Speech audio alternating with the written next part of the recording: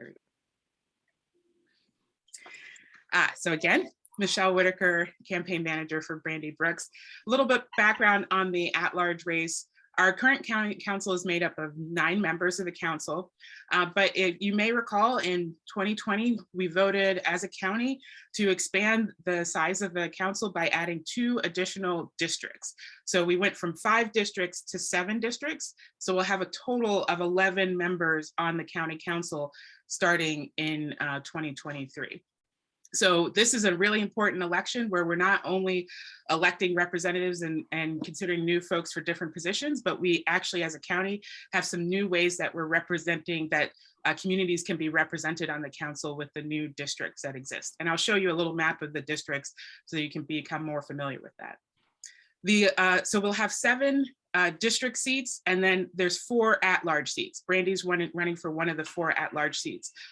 Our at-large members of the council represent the entire county council and help to bring some balance and connection to parts of the county or issues that may not be addressed by a specific district council member. And so this is a great opportunity, and Brandy is running really to represent the entire county and to hear needs that are happening from East County to West County, from up county to down county, to making sure that all residents have a voice and are at the table in the conversations that we have where we're talking about land use, housing and development, transit issues, and more. Our election, the primaries, in Maryland, we have closed primaries, Democratic primaries. So the June Democratic primary is where you get the first opportunity to vote for Brandy. And so that's a critical opportunity for you to come out, for your friends, others who are to come out, make sure that you're registered to vote. If you need to check your voter registration, you can visit our website, brandyformontgomery.com. And we have a voter hub section that you can go, and there's a button so that you can check and update your voter registration. If you need to register to vote, you can do that as well. But mark your calendars for June 28th for the election, which is less than 122 days away. I'm not counting. And then we have the general November 8th. So those are 2 important dates that we want you to remember. For the at-large race, once you get that ballot, which will be coming later in May or so, if you're doing vote by mail or on election day on June 28th, you'll have the opportunity to vote for up to 4 candidates for the at-large race. We have right now a total of 6 candidates running for at-large, 3 incumbents. There's one typically what they call open seat, but this is just a reminder that all seats are open because this is your opportunity, whether you're talking about the at-large or your district representation, to elect someone who's going to really represent you and your community. Here's the new districts. And Trupti, if you have a second, or I'll post it in afterwards, there's a link so you can see from the Montgomery County website where you can put in your address to see exactly where you fall in one of the new 7 districts that exist. We're all getting familiar with our new districts. I'm in District 6, and so getting familiar with what that is and what it encompasses, and we hope that you'll take the opportunity to learn more about your district as well, and the folks that are running in the race. There's some updates to the Board of Election that are happening to fully list the folks who are running in specific districts, but we do know that there's several candidates running in District 6, in District 5, in District 4, and in District 2, and I know that there's some things in District 7, and then we know more folks are coming soon for, I think, District 3. If they haven't read, I've heard that they're getting ready to file. So anyways, there's lots of folks that you can that you may have an opportunity to vote for depending on what district you're in. And obviously for at-large, Brandy is representing the entire county council. So I hope that's a good rundown. We're happy to answer any other questions that folks have during our Q&A if you have any general questions about the race. But now I want to pass it on to our wonderful host, Katya, for her to just share a few words about why she supports Brandy. Hey all, thank you so much for coming. I miss everyone even more seeing your faces. I wish we could all be here, but this will have to do. Brandy, I met 4 years ago, probably when she did her first run, and there were 31 candidates. And I was part of D1 Neighbors at the time, which was a group of amazing people who went over everyone's campaign contributions, sent out questionnaires, and we interviewed every single candidate. And I also went to some forums, but I was wildly impressed by Brandy. As I was thinking about what I was going to say, I realized that one of the things that struck me was that she was a community organizer, and that led me to believe that she would listen to communities. So I think that she is a good listener and a thoughtful person, and I have continuously wished she were a part of the council conversations I've seen in the last 4 years.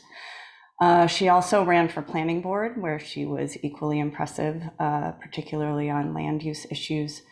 And really holds her own in those conversations and does not back down in those conversations either, which is another reason that I like her a ton. We did end up with a pretty diverse council, but not by gender. So we do need some diversity there, but I also think not incredibly diverse in the way they approach things. And so I'm excited and hoping that we do see Brandy's face on there. And the last thing I was thinking about was 4 years ago, I had the time to be very involved.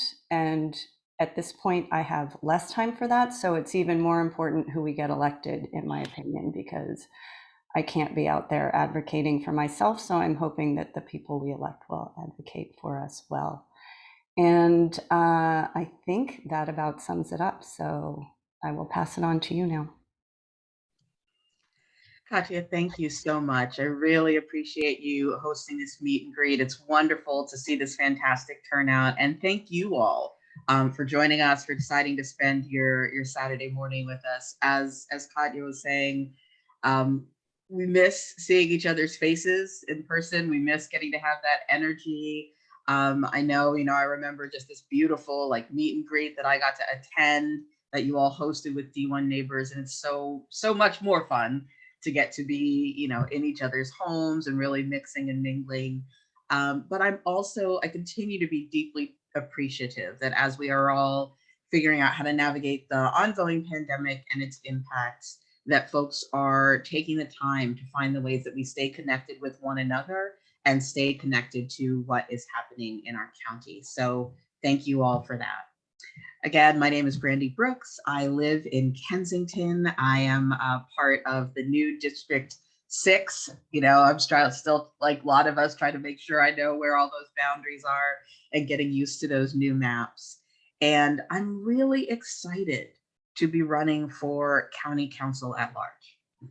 And when I was thinking about what story I wanted to share with you today, I thought about a conversation that I had earlier this week, actually with some students. One of the things I love about Montgomery County is just how civically and politically active students in Montgomery County are.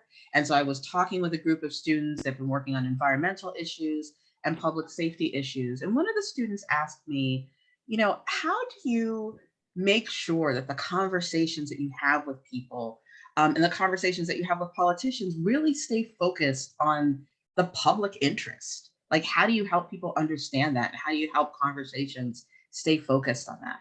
And I just thought this was such a great question. And it really comes to the root for me, not only of why I want to run and why I am running at large and why I want to serve on the council at large, but also why society and government exist. Actually, this sounds like kind of a big topic, but I think it's really important for us to ground in this, that there's this idea that the reason we come together in society, the reason that we're not all just kind of individuals or our little family units floating around, is because there's something that we believe that we get from being together that's more than what we actually derive from being apart. That there's actually more safety and security that we can build together, that there's more prosperity that we can build together, that there's more joy that we can build together with one another. And it's this idea that we come together because there's this understanding that there's a collective well-being that we want to achieve as a whole.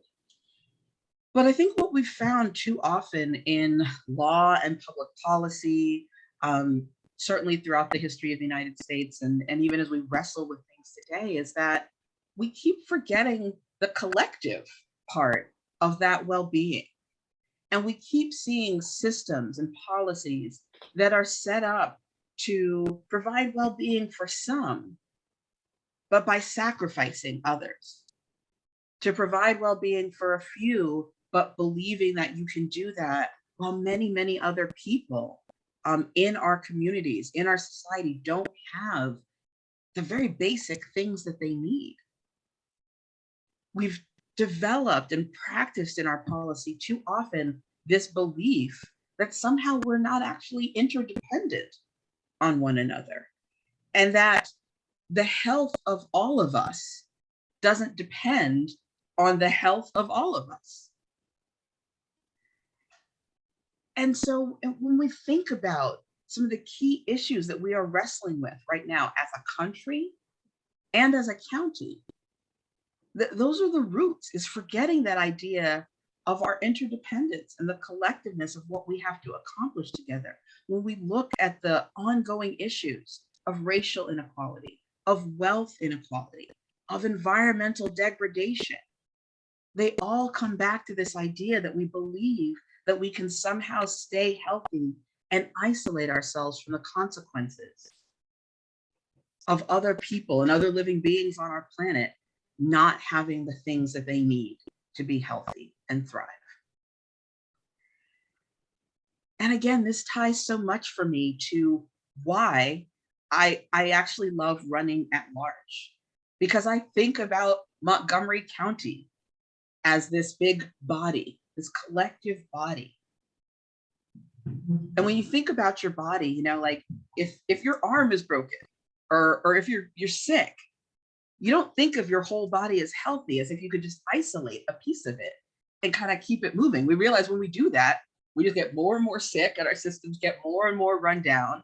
And eventually, you know, what I find when I don't listen enough to my body and the things that are saying, hey, I need some attention, is that my body will shut itself down for me and say, okay, you're not paying attention, so I'm going to pay attention for you, and I'm going to take care of this. But that's really a crisis mode, right? When our bodies get to that point, when our systems get to the point that they say, we're going to shut down because we're not functioning and we can't do this anymore. And so we know, and especially in these last 2 years, when we have seen the impacts of this global pandemic on our physical and mental health, we know that if we don't pay attention to our whole health, things start to fall apart, and they can start to fall apart very, very quickly.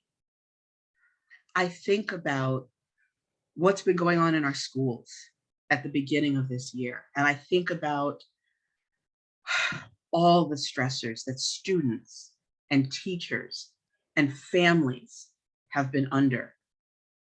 I think about all the challenges that our schools were dealing with before in terms of making sure that we had adequate resources for equitable education, for good buildings for all of our students to learn in, for making sure that we had adequate teaching staff for all of our students and support resources for all of our students.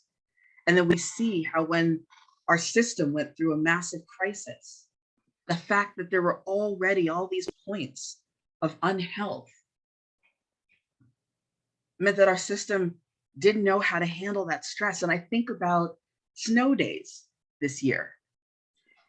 And in a normal school year, pre-pandemic, snow days are an inconvenience. They're frustrating, but they're not catastrophic. But when you layer on all of the ways that our school systems have been stressed and not receiving the things, people in them haven't been receiving the things that they need to be healthy, and students have been struggling, and teachers have been burnt out, and we have massive gaps in our staffing at every level over to our bus drivers, then you see something as simple as a snow day become a catastrophe.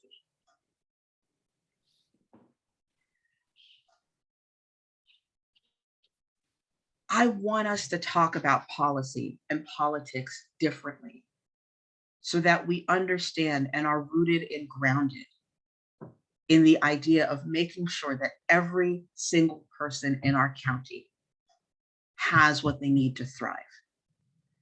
That means when I'm looking at housing policy, I am absolutely thinking about the number one thing that comes up in almost every conversation with every person in Montgomery County, which is housing affordability. How can I afford to live here? How can I afford to continue to live here as I age? Will my children or grandchildren be able to live here? Because we know that if the answers to those questions aren't yes, if we don't have clear pathways for those, then that's not good for our community. When we think about our economy, the reason that I focus on making sure that workers have fair wages and making sure that they have fair working conditions and the right to collectively bargain, and that small business owners are truly invested in and supported in to continue growing and being the bedrock of our economy here in Montgomery County, is because we know that when workers can't get a living wage and support their families, they can't contribute to our tax base, they have to draw more on our social services to meet basic needs.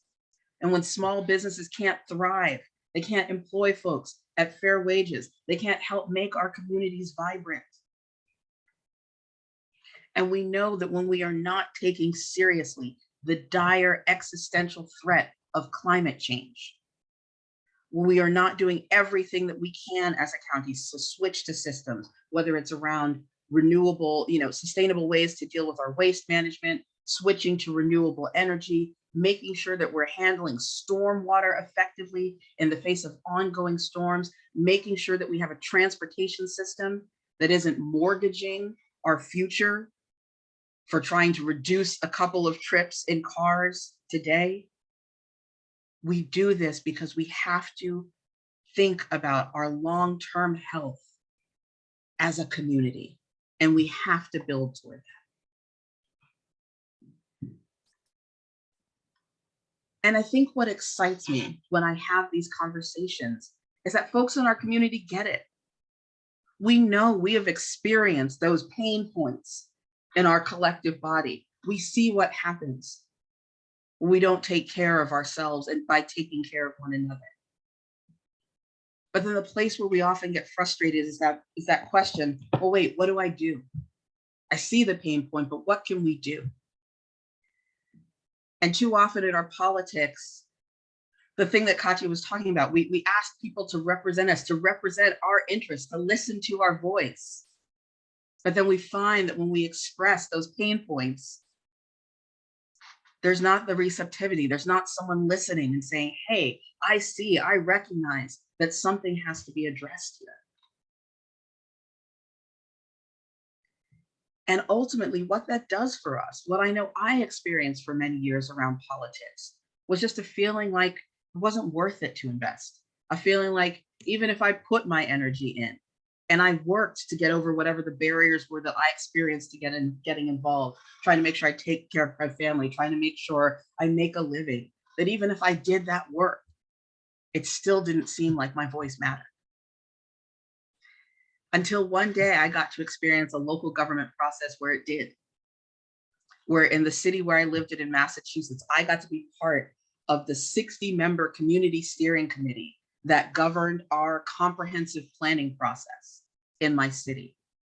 And I got to be part of a process where not only was I listened to by city staff, but I was put along with my fellow community members in the decision-making seat.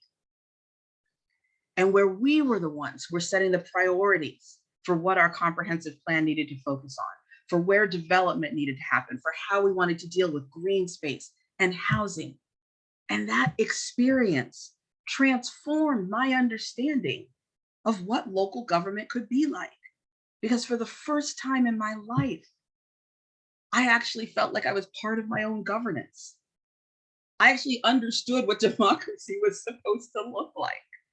And it was amazing. I felt so connected to my community and I felt so empowered. And even where there were decisions that we landed to in that plan that might not have been my preference, I understood how we got there. And I knew that I had had a real and meaningful opportunity to shape the outcomes. And so still, over a decade later, I view that plan as my plan. And I look at that plan with so much pride because I know that I had a hand in it and I organized my neighbors and friends to be part of it. And that experience is why today I've now run for, this is my second run, not just my first run, but my second run for local office, because I believe so much in what this can be like as an opportunity for us to engage. And I believe so much because I've experienced it, that there is a different way that we can make policy together, where we actually set the agenda for things together, where we actually build legislation and policy together, where we actually hold our elected leaders accountable to the things that they've committed to. And I believe that that's not only possible, but it's what we deserve. Because ultimately, we deserve to be whole and healthy as individuals, in our families, and as a county. That's the world that I want to build for myself. That's the world that I want to build for my family members who also live here in the county. It's the world that I want to build for my niece and my nephews. I want to make sure that I get to leave them a world where they feel valued and whole, and like they have the power, the ability to shape the things that impact their lives. So that's what I'm excited to talk with you all more about today, how we organize that power, how we use this really important primary election, which is important not only for our county offices, but also for our state offices, our state legislature, our statewide offices, our board of elections, our judges, so many important offices that are on the ballot in 2022. And I want to make sure we organize our collective power to let the people who are running to represent us know what it is we need, how we expect them to listen, and to hold anyone who wants to represent us accountable to doing just that. Again, I'm so thankful that you all are here, taking that time to engage. And I hope that coming out of this conversation, you will also be continuing to engage your family members, your neighbors, your friends and colleagues. Because, I say this, we have a campaign video that I really loved. It was a lot of fun to make. And the tagline, the way that we ended, is really talking about the fact that together we are powerful. Together, we actually have the ability to win the things that we need and that we want and that we deserve. And I'm really excited to be a part of that conversation with you, starting this morning, but continuing over the next 4 months and beyond. Thank you, Brandy. Let me stop.